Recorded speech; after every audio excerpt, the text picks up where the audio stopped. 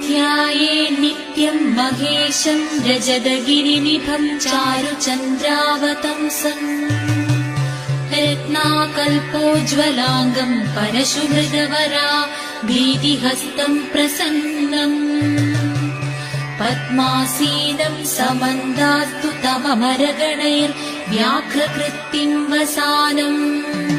विश्वाद्यं विश्ववन्द्यं निखिलभयहरं पञ्चवक्त्रं त्रिनेत्रम् कैलासाद्रिनिभं शशाङ्ककलया स्फूर्जज्जडामण्डलम् नासालोकनतत्परं प्रणयनं वीरासनाध्यासितम् मुद्राडङ्गकुरङ्गजानुविलसद्बाहुं प्रसन्नाननम् कक्षाबद्धभुजङ्गमं मुनिव्रतं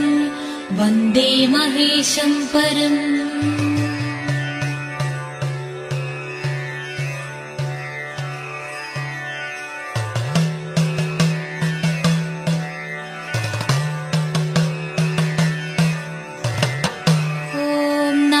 पराय देवाय शङ्कराय महात्मने कामिने नीलकण्ठाय निर्मलाय कपर्दिने निर्विकल्पाय शान्ताय निरहङ्कारिणे नमः अनर्घाय विशालाय सालहस्ताय ते नमः निरञ्जनाय शर्वाय श्रुताय च परात्मने नमः शिवाय भर्गाय गुणातीताय वेधसे महादेवाय पीताय पार्वतीपतये नमः केवलाय महेशाय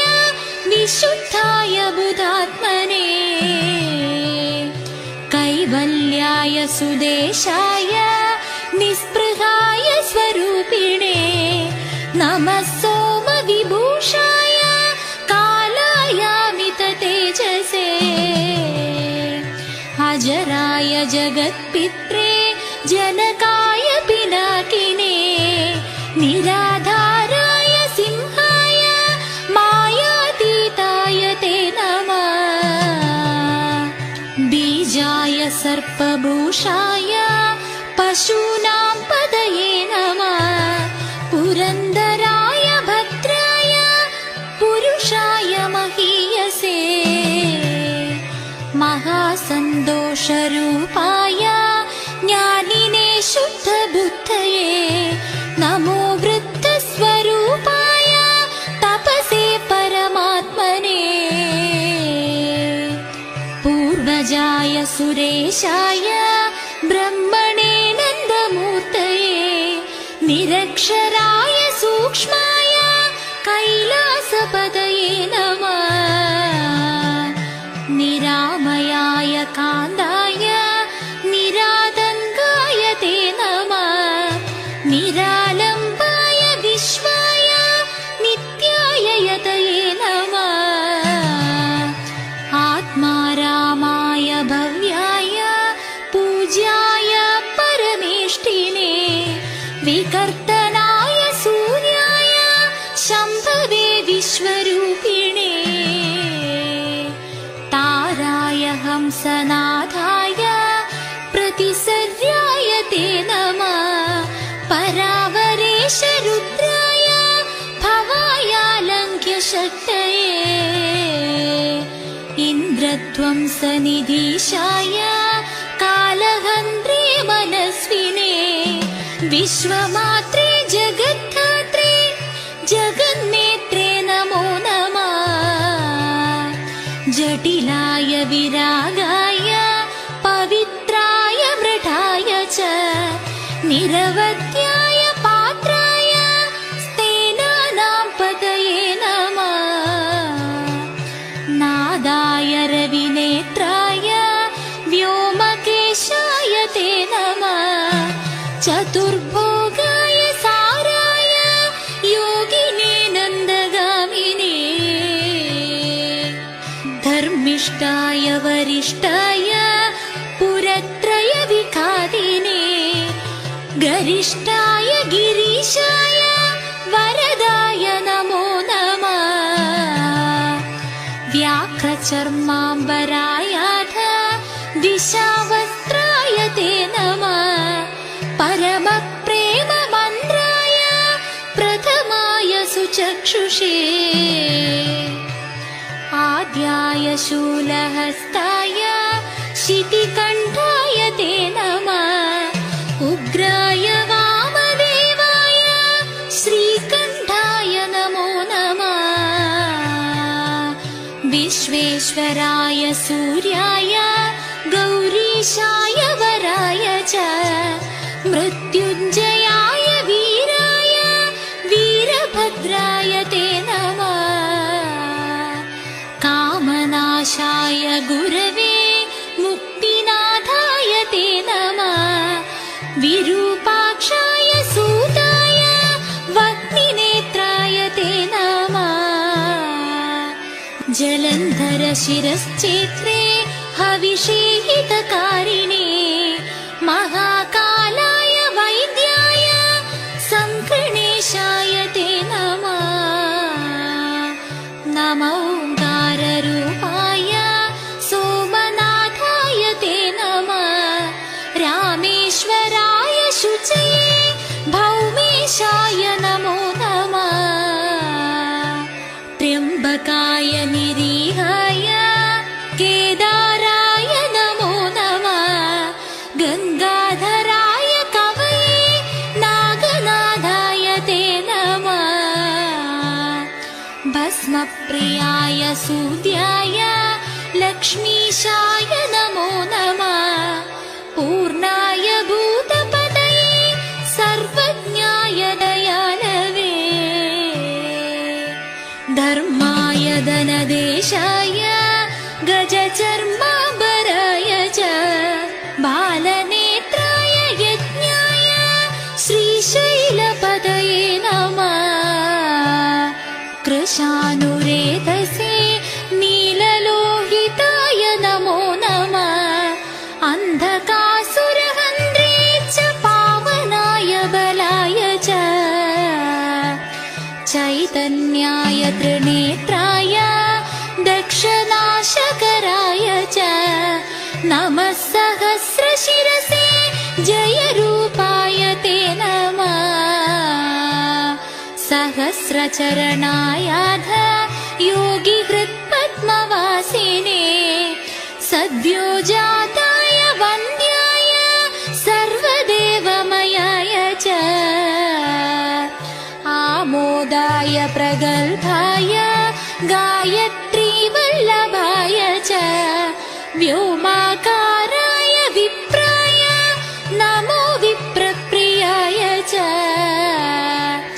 अघोराय सुवेशाय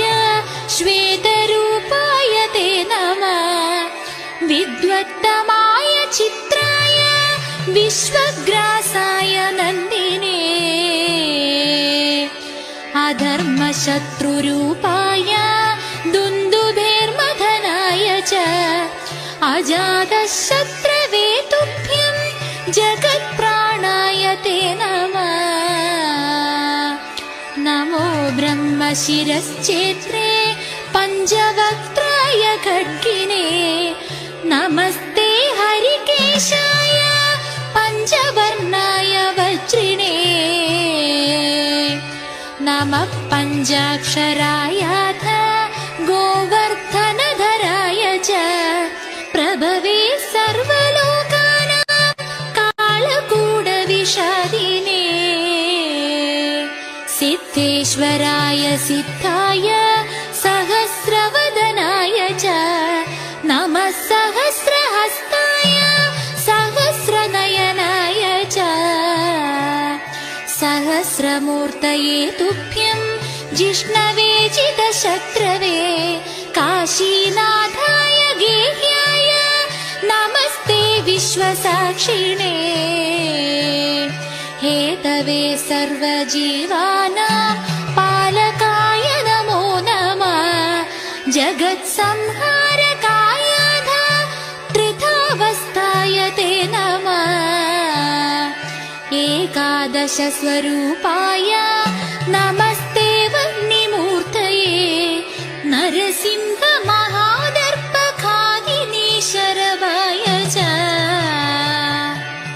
भस्माभ्यक्ताय तीर्थ्याय जाह्नवीजनकाय च देवदानवदैत्यानां गुरवे ते नमो नमः दलिताञ्जनभासाय नमो वायुस्वरूपिणे स्वेच्छामन्त्रस्वरूपाय प्रसिद्धायात्मने नमः वृषध्वजाय गोष्ठ्याय जगत्यन्त्रप्रवर्तिने अनाथाय प्रजेशाय विष्णुगर्वहराय च हरेर्विधातुः कलहनाशनाय नमो नमः नमस्ते दशहस्ताय गगनाय नमो नमः कैवल्यफलदात्रे च परमाय नमो नमः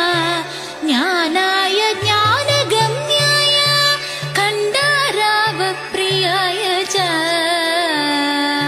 पद्मासनाय पुष्टाय निर्वाणाय नमो नमः अयोनये सुदेहाय ह्युत्तमाय नमो नमः अन्धकालाधिपतये विशालाक्षाय ते नमः कुबेरबन्धवे तुभ्यं सोमाय सुखदायिने अमृतेश्वररूपाय कौबेराय नमो नमः प्रियं वद समर्थाय धन्विने विभवे नमः गिरीशाय गिरित्राय गिरिशान्ताय ते नमः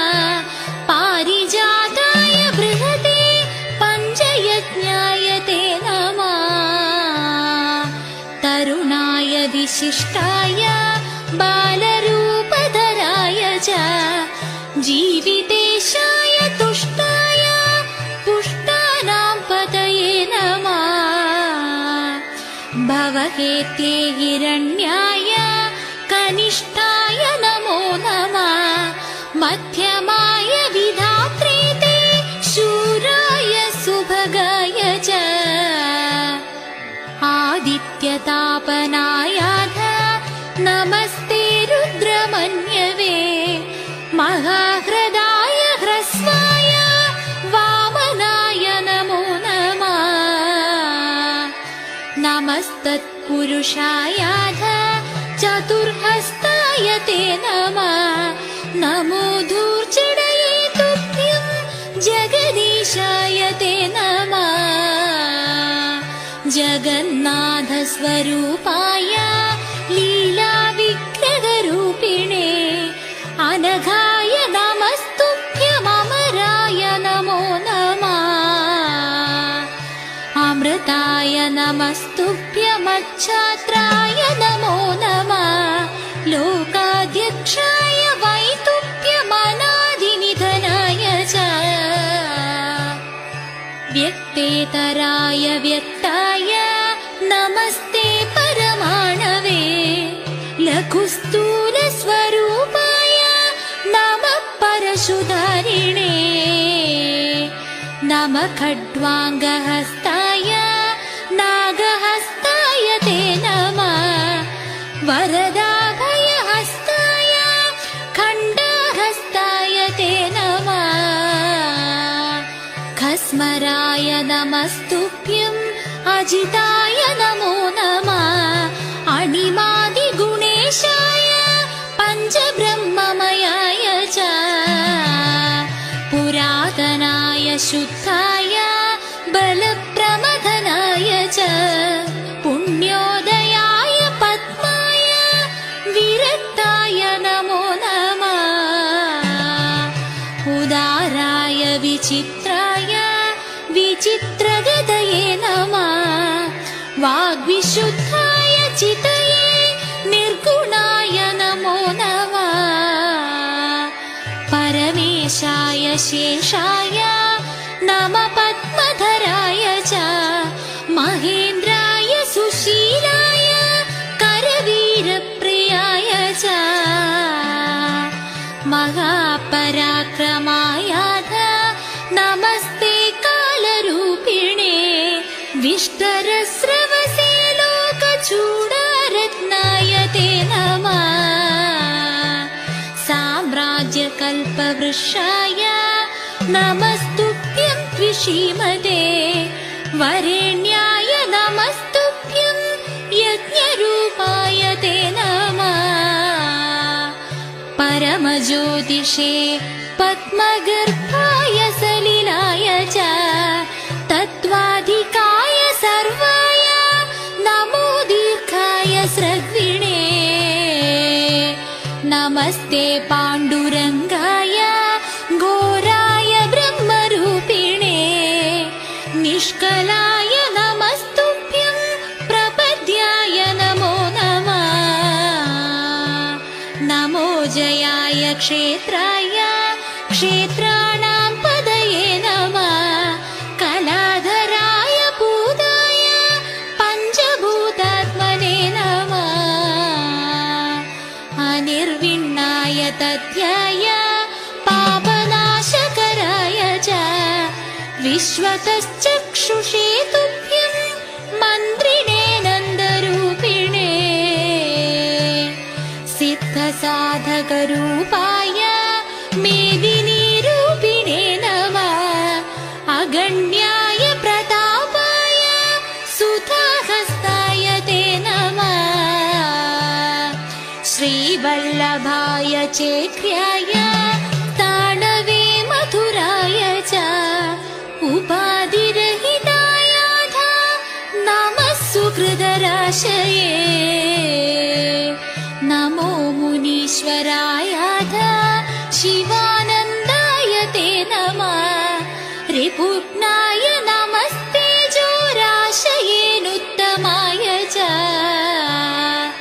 चतुर्मूर्तिवपुस्ताय नमो बुद्धीन्द्रियात्मने उपद्रवहराय प्रियसंदर्शनाय च भूतनाथाय मूलाय वीतरागाय ते नमः नैष्कर्म्याय विरूपाय षट्चक्राय विशुद्धये कलेशाय वनिभर्त्रे भुवनेशाय ते नमः हिरण्यबाहवे जीववरदाय नमो नमः आदिदेवाय भाग्याय चन्द्रसञ्जीवनाय च हराय बहुरूपाय प्रसन्नाय नमो नमः आनन्दपूरिताय कूटस्थाय नमो नमः नमो मोक्षफलाय शाश्वताय विरागिणे यज्ञभोक्त्रे सुषेणाय दक्षयज्ञविखादिने नमः सर्वात्मने तुभ्यं विश्वपालाय ते नमः विश्वगर्भाय गर्भाय देवगर्भाय ते नमः संसारार्णवमग्नानां समुत्तरणहेतवे मुनिप्रियाय खल्याय मूलप्रकृतये नमः समस्तसिद्धये तेजोमूर्तये ते नमो नमः आश्रमस्थापनाय वर्णिने सुन्दराय च मृगबाणार्पणाय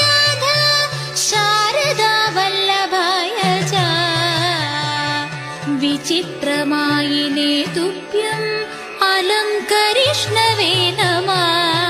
बहिर्मुखमहादर्पमथनाय नमो नमः नमोऽष्टमूर्तये तुभ्यं निष्कळङ्काय ते नमः नमो हव्याय भोज्याय यज्ञनाथाय ते नमः। नमो मेध्याय मुख्याय विशिष्टाय नमो नमः। अम्बिकापतये तुभ्यं महादन्दाय ते नमः। सत्यप्रियाय सत्याय प्रियनृत्याय ते नमः। नित्यतृप्ताय वेदित्रे मृदुहस्ताय ते नमः। अर्धनारीश्वरायाध कुठारायुधपाणये वराहभेदिने तुभ्यं नमः। कङ्गाळधारिणे महार्थाय सुसत्त्वाय कीर्तिस्तम्भाय ते नमः।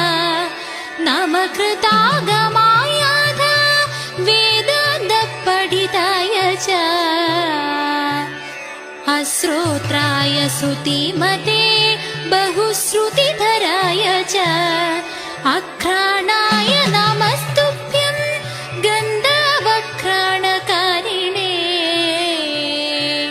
पादहीनाय वोढ्रे च सर्वत्र गतये नमः। त्र्यक्षाय जननेत्राय नमस्तुभ्यं चिदात्मने रसञ्जाय नमस्तुभ्यं रसनारहिताय च अमूर्तायादमूर्ताय सदसत्पदये नमः। नमो जितेन्द्रियायाध परं ज्योतिस्वरूपिणे नमस्ते सर्वमर्त्यानामादिकर्त्रे भुवन्दये सर्गस्थितिविनाशानां कर्त्रे ते प्रेरकाय च नमोऽन्तर्यामिने सर्वहृदिस्थाय नमो नमः। चक्रभ्रमणकर्त्रे ते पुराणाय नमो नमः। वामदक्षिणहस्तोत्तलोकेश हरिशालिने नमः। सकलकल्याणदायिने प्रसवाय च स्वभावोदारधीराय सूत्रकाराय ते नमः। विषयार्णवमग्नानां समुद्धरणसेतवे अस्नेहस्नेहरूपाय वार्तादिक्रान्तवर्तिने यत्र सर्वं यतः सर्वं सर्वं यत्र नमो नमः। नमो महार्णवायाध भास्कराय नमो नमः। भक्तिगम्याय भक्तानां सुलभाय नमो नमः। दुष्प्रदर्शाय दुष्टानां विजयाय विवेकिनाम्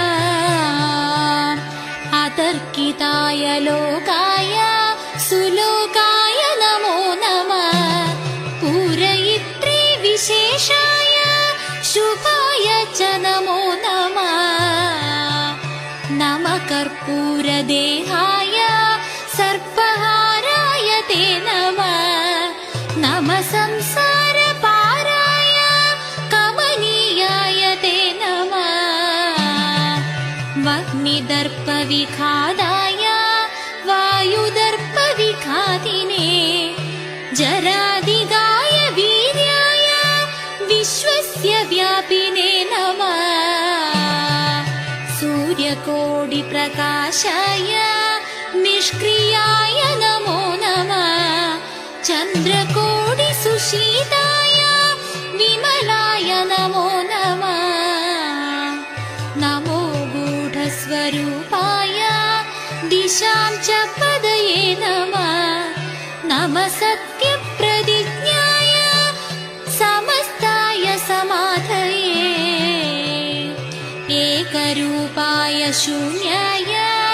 विश्वनाधिहृदाय च सर्वोत्तमाय कालाय प्राणिनां सुहृदे नमः।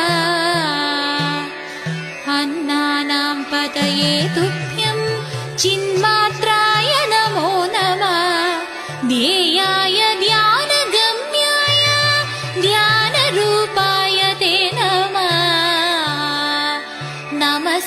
शाश्वतैश्वर्य विभवाय नमो नमः वरिष्ठाय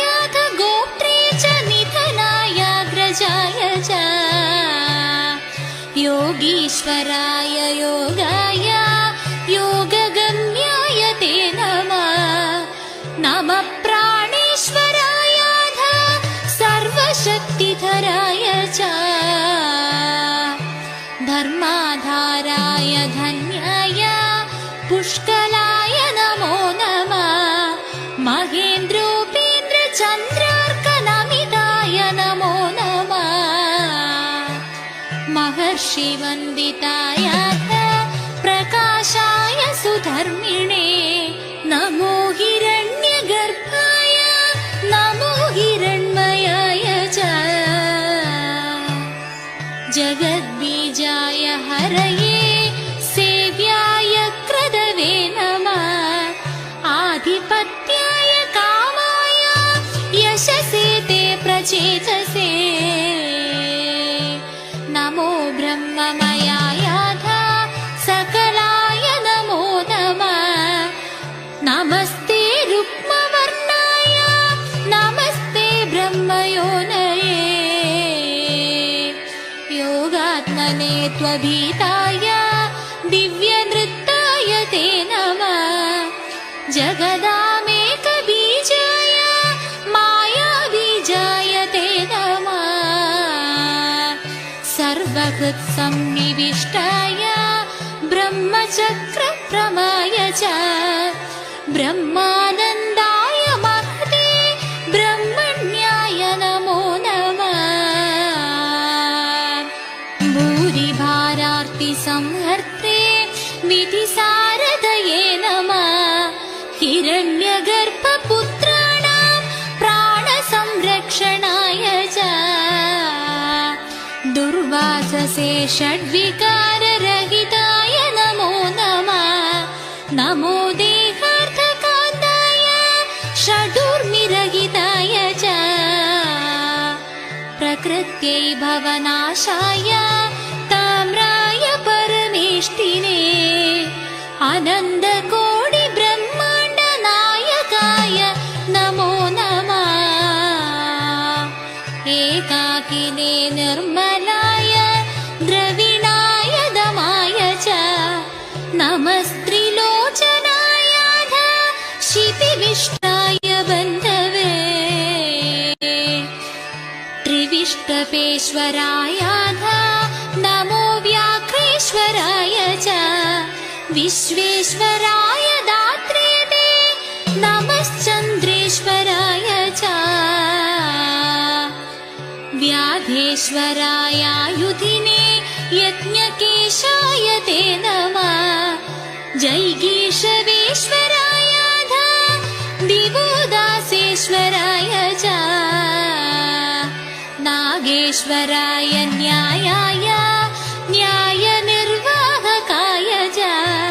शरण्याय सुपात्राय कालचक्रप्रवर्तिने विचक्षणाय दंष्ट्राय वेदाश्वाय नमो नमः नीलजीमूतदेहाय परात्मज्योतिषे नमः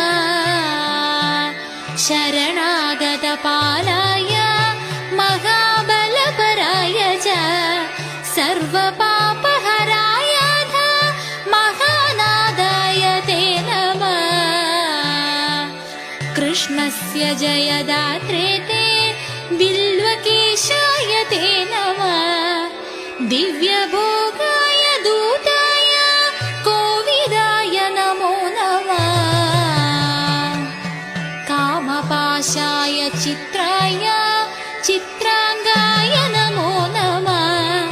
नमो माता महायाध नमस्ते मतरीश्वने निसंगाय सुनेत्राय विद्येश्याय जयाय च व्याघ्रसम्मर्दनाय मध्यस्थाय नमो नमः अङ्गुष्ठशिरसालङ्घनाददर्पहराय च वैयाघ्रपुरवासाय नमः सर्वेश्वराय च नमः परावरेशाय जगत्स्थावरमूर्तये नमोऽप्यनुपमेशाय शान्तिने विष्णुमूर्तये नारायणाय रामाय सुदीप्ताय नमो नमः नमो ब्रह्माण्डमालाय गोधराय वरुधिने नमः सोमाय कूप्याय नमः पातालवासिने समस्तारादिनाथाय वागीशाय नमो नमः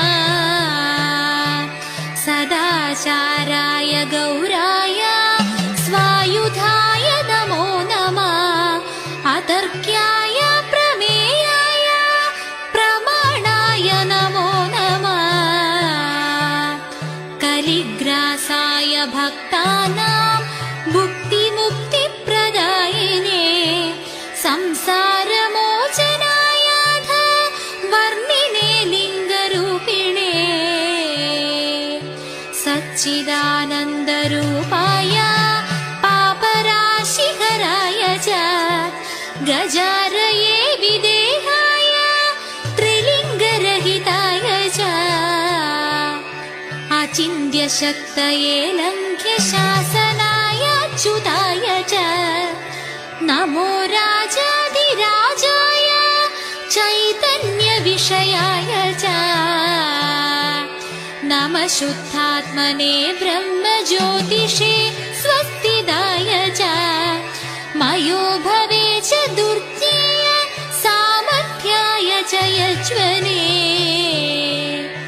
चक्रेश्वराय वैद्युभ्यं नमो नक्षत्रमालिने अनर्धनाशनाय भस्मलेपकराय च सदानन्दाय विदुषे सगुणाय विरोधिने दुर्गमाय शुभाङ्गाय मृगव्याधाय ते नमः प्रियाय धर्मधाम्ने ते प्रयोगाय विभागिने नाद्यायामृतपायाध सोमपाय तपस्विने नमो विचित्रवेषाय पुष्टिसंवर्धनाय च चिरन्दनाय धनुषे वृक्षाणां पदये नमः निर्मायायाग्रगण्याय व्योमातीताय ते नमः संवत्सराय लोप्याय स्थानदाय सविष्णवे व्यवसाय फलान्दाय महाकर्तृप्रियाय च गुणत्रयस्वरूपाय नमः सिद्धस्वरूपिणे नमः स्वरूपरूपाय स्वेच्छाय पुरुषाय च कालात्पराय वेद्याय नमो ब्रह्माण्डरूपिणे अनित्यनित्यरूपाय तदन्तर्वर्तिने नमः नमस्तीर्थ्याय कुल्याय पूर्णाय वडवे नमः पञ्चतन्मात्ररूपाय पञ्चकर्मेन्द्रियात्मने विशृङ्खलाय दर्पाय नमस्ते विषयात्मने अनवद्याय शास्त्राय स्वतन्त्राय मृताय च नमः प्रौढाय प्राज्ञाय योगारूढाय ते नमः मन्त्रज्ञाय प्रगल्भाय प्रदीपविमलाय च विश्ववासाय दक्षाय वेदविश्वसिताय च यज्ञाङ्गाय सुवीराय नागचूडाय ते नमः व्याघ्राय बाणहस्ताय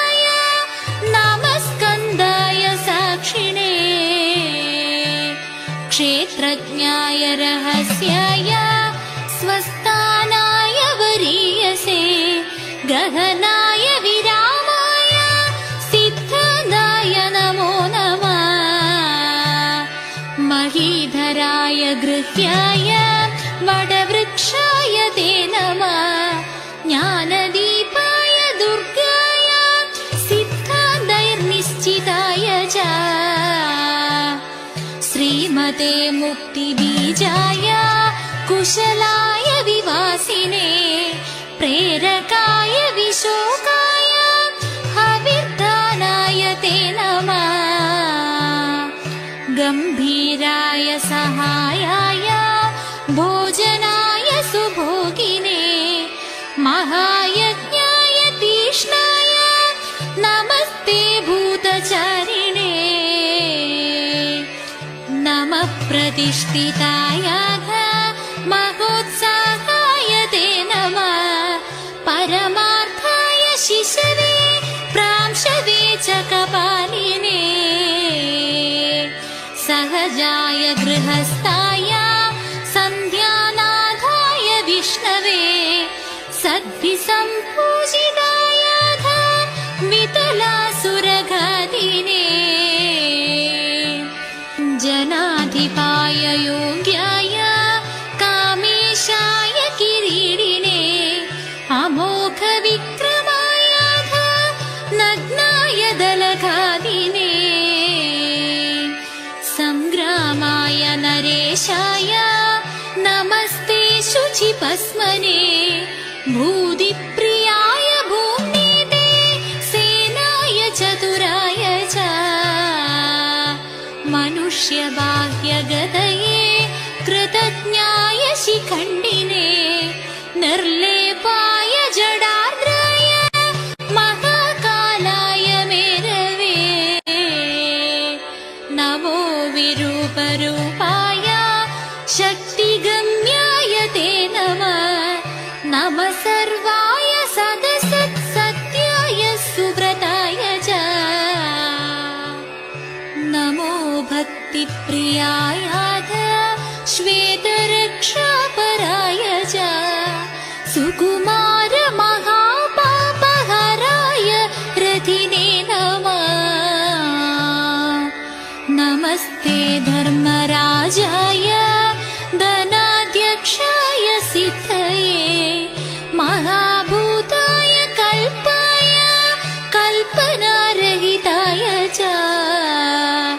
ख्याताय जिदविश्वाय गोकर्णाय सुचारवे श्रोत्रियाय वदान्याय दुर्लभाय कुडुम्बिने विरजाय सुगन्धाय नमो विश्वम्भराय च भवातीताय तिष्याय नमस्ते सामगाय च चिन्मयाय नमः शुक्लज्योतिषे क्षेत्रगाय च अद्वैताय द्वितीयाय कल्पराजाय भोगिने सर्वभोगसमृद्धाय साम्परायाय ते नमः नमस्ते स्वप्रकाशाय स्वच्छन्दाय सुतन्ववे सर्वज्ञमूर्तये तुभ्यं गुहेश्याय सुशान्तये शारदाय सुशीलाय कौशिकाय धनाय च अभिरामाय तत्त्वाय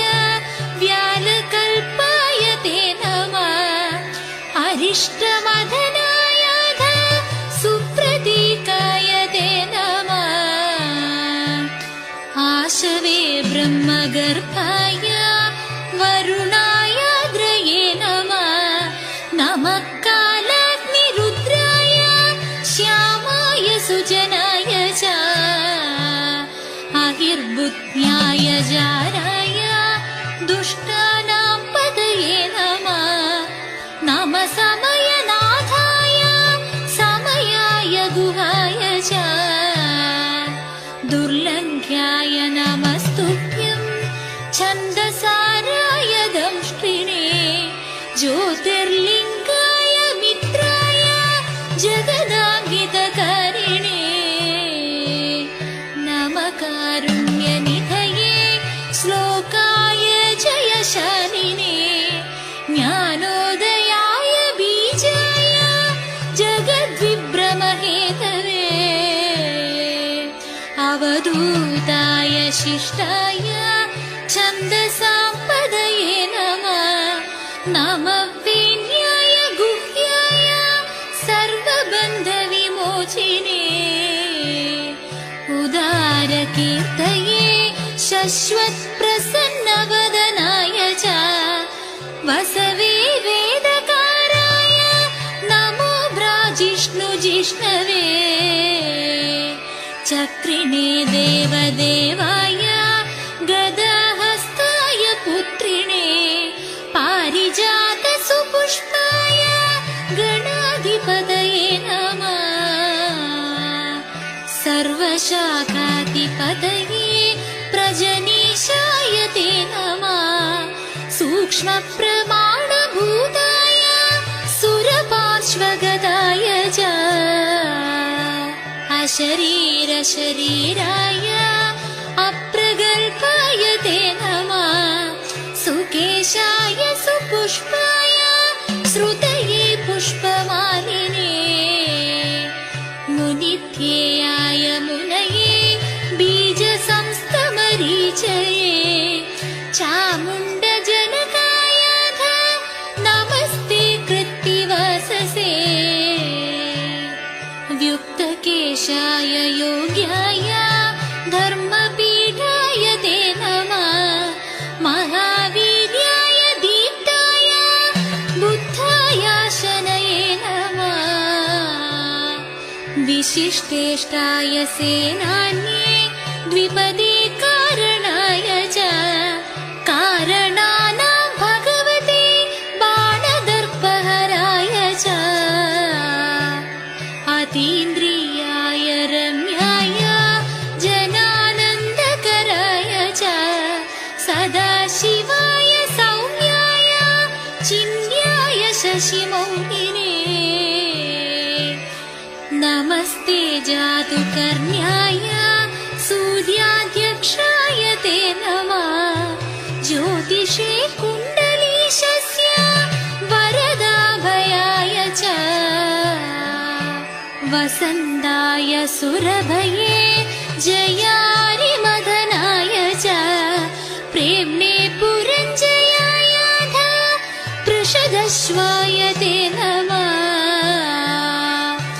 रोचिष्णवे असुरजिते श्वेतपीताय ते नमः नमस्ते चञ्चरीकाय तामिश्रमदनाय च प्रमादिने निदाखाय चित्रगर्भाय ते नमः शिवालयाय स्तुत्याय तीर्थदेवाय ते नमः पत्तीनां पदये तुभ्यं विचित्रगदये नमः नमो निस्तुलरूपाय सवित्रे तपसे नमः अहङ्कारस्वरूपाय मेधाधिपतये नमः अपाराय तत्त्वविदे क्षयद्वीराय ते नमः पञ्चास्यायाग्रगण्याय विष्णुप्राणेश्वराय च अगोचराय याम्याय क्षेम्याय बडवाग्नये विक्रमाय स्वतन्त्राय स्वतन्त्रगतये नमः वनानां पदये तुभ्यं नमस्ते जमदग्नये अनावृताय मुक्ताय मातृकापदये नमः नमस्ते बीजकोशाय दिव्यानन्दाय ते नमः नमस्ते विश्वदेवाय शान्तरागाय ते नमः विलोचनसुदेवाय हेमगर्भाय ते नमः प्रचण्डाय नमो नाथाय ते नमः ज्ञानस्कन्दाय तुष्टाय कपिलाय महर्षये नमस्त्रिकाग्निकालाय देवसिंहाय ते नमः नमस्ते मणिपुराय चतुर्वेदाय ते नमः स्वरूपाणां स्वभावाय दत्यागाय ते नमः नमः श्लोकाय वन्याय महाधर्माय ते नमः प्रसन्नाय नमस्तुभ्यं सर्वात्मज्योतिषे नमः स्वयंभुवे त्रिमूर्तीनामत्वातीताय ते नमः ॐ स्वयंभुवे त्रिमूर्तीनामत्वातीताय